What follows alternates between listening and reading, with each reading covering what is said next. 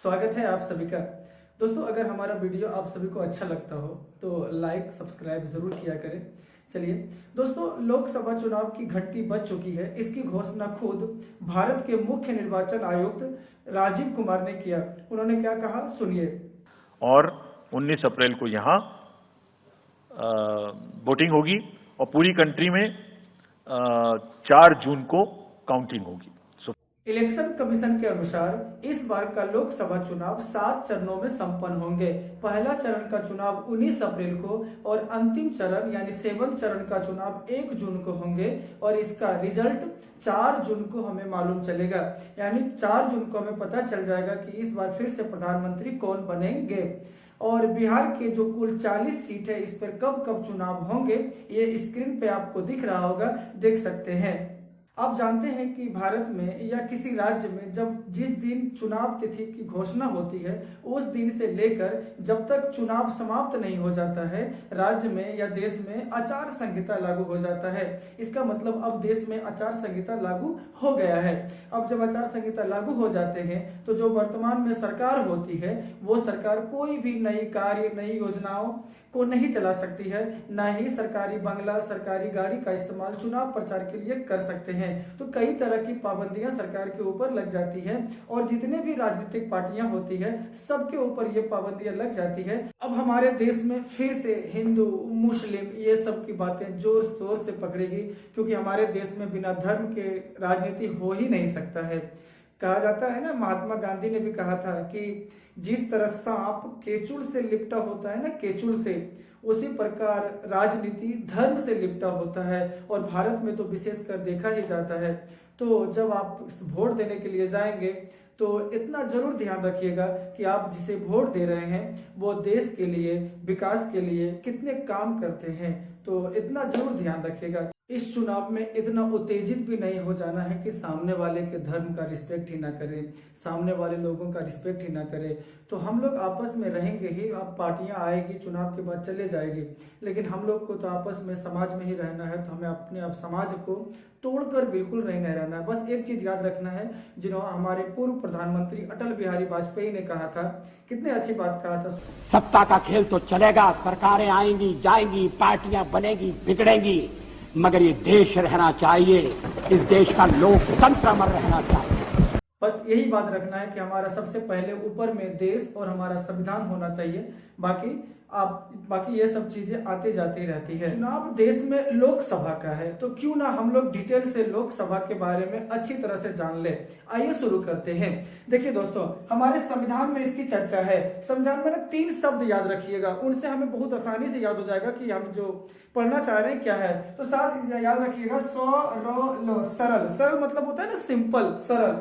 तो सरल याद क्यों करना हमें, तो सो से हो जाएगा संसद, रो से हो जाएगा राज्यसभा और लो से हो जाएगा लोकसभा। यानी हमारे जो संविधान के अनुच्छेद 79 है, 79, उसमें 79 अनुच्छेद में संसद की चर्चा है, पार्लियामेंट की चर्चा है, और 80 में राज्यसभा की चर्चा है, और 81 आर्टिकल 81 में लोकसभा की चर्चा है। आप कितना अच्छा से याद कर लिए, सरल याद रखेंगे, आपका हो जाएगा 79, 80 और 81। अब हम लोग पहले संसद को देख लेते हैं। जब हम लोग संसद को पढ़ते हैं ना, तो अब 2 तरह के संसद पढ़ने होते हैं, एक पुराना वाला संसद और एक जो अभी नया वाला संसद बना है, उसके बारे में देखते हैं। तो संसद भवन ना, संसद भवन जिसकी चर्चा कितने में है, 79 आर्टिकल में है। तो संसद भवन, हमारे यहाँ 2 संसद भवन हो गए हैं, एक पुराना संसद भवन और अब जो नया चल रहा है उसका नाम नया संसद भवन। देखिए, इस जो पुराना संसद भवन था ना, उसकी आकृति गोलाकार था, जबकि नया संसद भवन की आकृति कैसा था, त्रिभुजाकार था। और इनका जो डिजाइनर था, आर्किटेक्टर जो बनाया था इनको, तो उसका नाम था एडविन लुटियंस और हार्बर्ट बेकर ने, जबकि नया संसद भवन को बनाया था बिमल पटेल ने।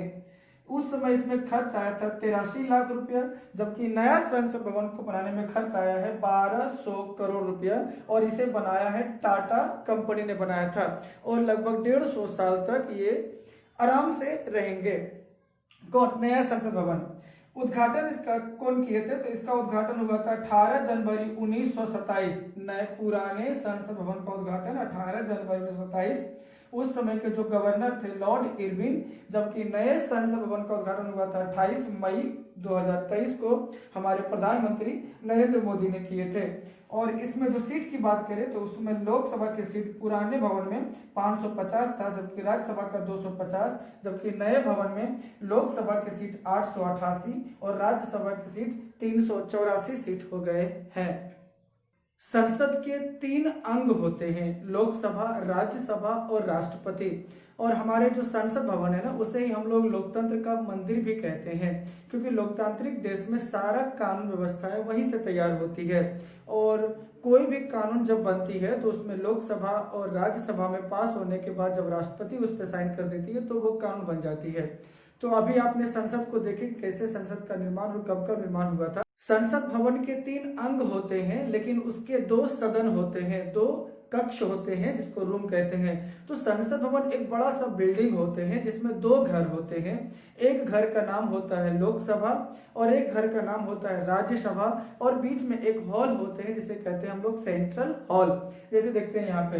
तो एक बड़ा सा बिल्डिंग होता है संसद भवन, उस बिल्डिंग में 2 रूम होते हैं, एक का नाम राज्यसभा होता है, एक का नाम लोकसभा होता है। लोकसभा को हम लोग प्रथम सदन कहते हैं और राज्यसभा को हम लोग द्वितीय सदन कहते हैं। अब देखिए, राज्यसभा की चर्चा अनुच्छेद 80 में है, जबकि लोकसभा की चर्चा अनुच्छेद 81 में है।